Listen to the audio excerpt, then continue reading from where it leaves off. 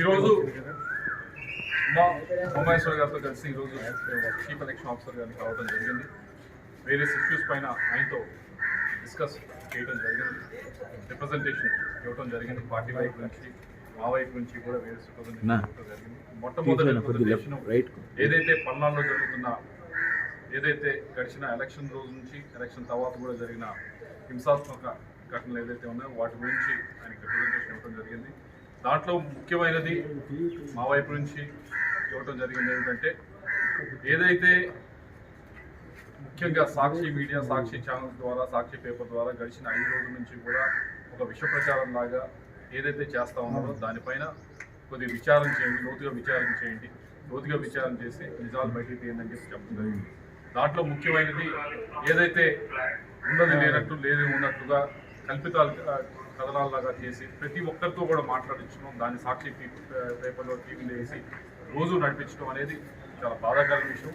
ముఖ్యమైనది ఏదైతే ఆ ఎస్పీగా పనిచేసిన బిందు మాధవ్ గారికి ఫ్యామిలీకి అలాగే మా ఫ్యామిలీకి ఏదో చుట్టరికం ఉందని చెప్పి లేని కథనాలు, అవాస్తవాలు ఈ 5 రోజుల నుంచి వంటి ముందుకు తీసుకెళ్తా ఉన్నారు. వాటిని నిగుదీర్చమని కోరడం జరిగింది. దానికి నేను చెప్పడం కూడా జరిగింది, నేను ఛాలెంజ్ మెథడ్లో చెప్పడం కూడా జరిగింది.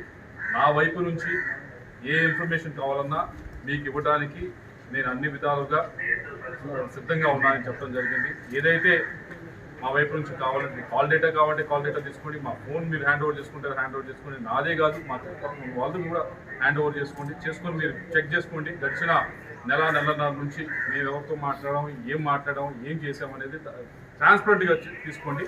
నాది తీసుకునే విధంగానే అదే విధంగా ఎవరైతే ఎమ్మెల్యేలుగా కంటెస్ట్ చేశారో ఈ ఎలక్షన్లో 2024 ఎలక్షన్లో వాళ్ళకి కూడా కాల్ డేటాలు తీసుకొని వెరిఫై చేయాలి, నిజాలు నిగ్గుదేర్చాలి. ఎందుకంటే ఏదైతే పల్నాడులో జరిగిందో అది చాలా బాధాకరమైన విషయం. చాలామంది కుటుంబాలు ఇబ్బంది పడుతూ ఉన్నాయి.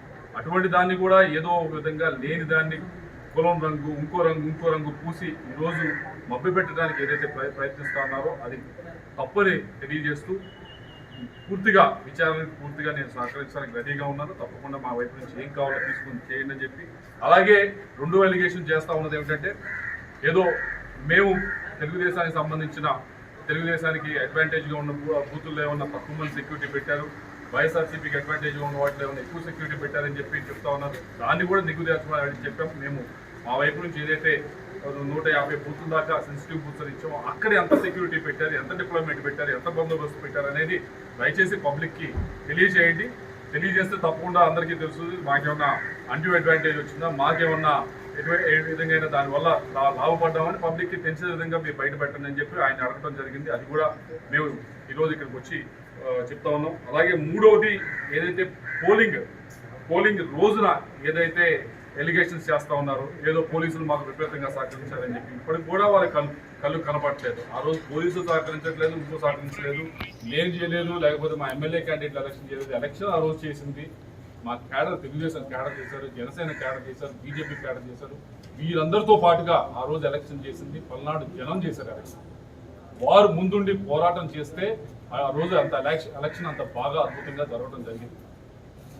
ఆ రోజు మేము కాదు మీద వేసుకొని చేసింది. ఆ రోజు పల్నాడు జనం మార్పు కావాలి, మార్పు తీసుకురావాలి, ఈసారి తెలుగుదేశం అభ్యర్థులను గెలిపించాలి, తెలుగుదేశం జనసేన బీజేపీ కూటమి అభ్యర్థులను గెలిపించాలనే విధంగా 86% పోలింగ్ అయిందంటే అన్ని విధాలుగా కూడా వైలెన్స్ జరుగుతూ ఉన్నా ఏమి ఎటువంటి బెరుకు లేకుండా అందరూ పోలింగ్ స్టేషన్ నుంచొని ఆ రోజు మేము ఓటు వేయాల్సిందే అని చెప్పి ముందుకు వచ్చి ఓటేసేవాళ్ళం.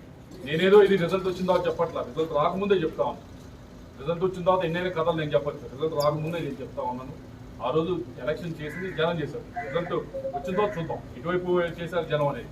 కాబట్టి ఇప్పటికన్నా కళ్ళు తెచ్చుకోవాల్సిన అవసరం ఉంది. ఆ రోజు పోలింగ్ రోజు కూడా మాకు ఎటువంటి సహాయ సహకారాలు, అన్డ్యూ సహకారాలు ఏవి మేమేం పోలీసులు తీసుకోలేదు.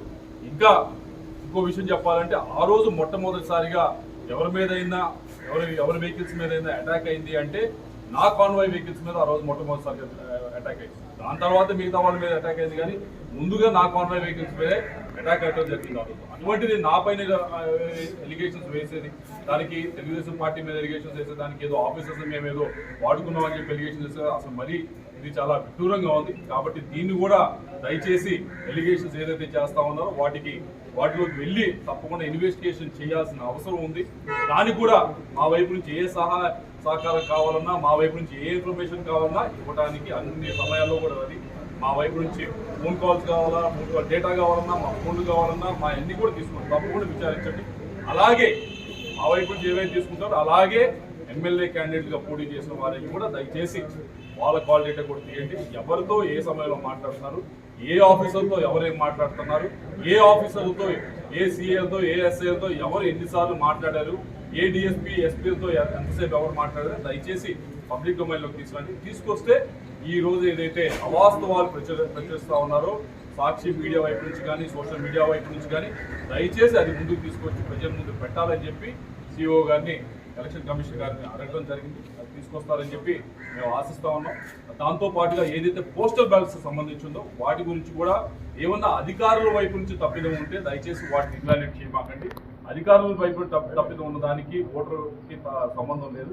ఓటర్ పాపం స్వచ్ఛందంగా వచ్చి ఆ రోజు ఓటేసుకునేదానికి ముందుకు వచ్చి ఓటేశాడు. కాబట్టి ఓటర్కి మనం ఎప్పుడు ఫేవర్గా ఉండాలి, అధికారులకు కాదని చెప్పి తెలియజేస్తూ ఈరోజు ఆయన రిక్వెస్ట్ చేయడం